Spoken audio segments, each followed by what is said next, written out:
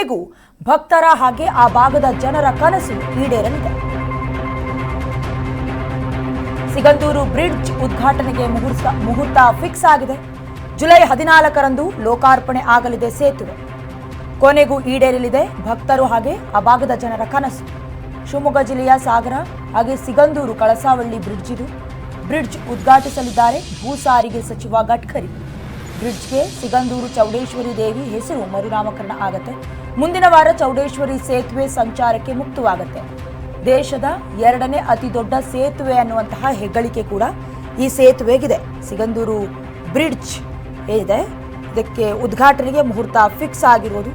ಈ ಹಿಂದೆ ಕೂಡ ಹೆದ್ದಾರಿ ಸಾರಿಗೆ ಸಚಿವ ನಿತಿನ್ ಗಡ್ಕರಿ ಅವರು ಉದ್ಘಾಟನೆ ಮಾಡ್ತಾರೆ ಅಂತ BY ರಾಘವೇಂದ್ರ ಅವರು ಕೂಡ ಸ್ಪಷ್ಟನೆ ಪಡಿಸಿದ್ರು. ಉದ್ಘಾಟನಾ ಸಮಾರಂಭದ ಸ್ಥಳವನ್ನು ಶೀಘ್ರವೇ ನಿರ್ಧಾರ ಮಾಡಲಾಗುತ್ತೆ ಅಂತ ಪತ್ರಿಕಾಗೋಷ್ಠಿಯಲ್ಲೂ ಕೂಡ ಹೇಳಿದರು. ಇನ್ನು ದಾಖಲೆಗಳಲ್ಲಿ ಈ ಸೇತುವೆಗೆ ಹೊಳೆಬಾಗಿಲು ಹಾಗೆ ಕಳಸವಳ್ಳಿ ಸೇತುವೆ ಅಂತ ಹೆಸರನ್ನು ಕೂಡ ಇಡಲಾಗಿದೆ.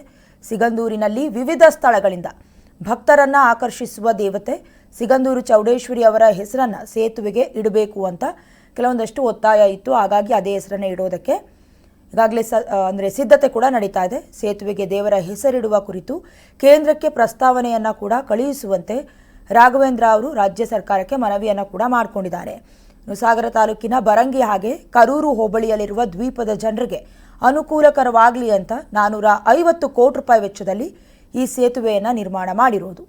ವಿದ್ಯುತ್ ಉತ್ಪಾದನೆಗಾಗಿ ಲಿಂಗನಮಕ್ಕಿ ಅಣೆಕಟ್ಟು ನಿರ್ಮಾಣದ ನಂತರ ಅನೇಕ ಗ್ರಾಮಗಳು ಮುಳುಗಡೆ ಆಗ್ತಾ ಇತ್ತು. ಹಾಗೆ ಅದೇ ರೀತಿ ಅನೇಕ ಗ್ರಾಮಗಳ ರಸ್ತೆ ಕೂಡ ಸಂಪರ್ಕವನ್ನೇ ಕಳ್ಕೊಳ್ತಾ ಇದ್ವು. ಹಾಗಾಗಿ ಇಷ್ಟು ವರ್ಷಗಳ ಕಾಲ ಜನರು ಈ ನೀರನ್ನು ದಾಟೋದಕ್ಕೆ ದೋಣಿಗಳನ್ನೇ ಅವಲಂಬಿಸ್ತಾ ಇದ್ರು.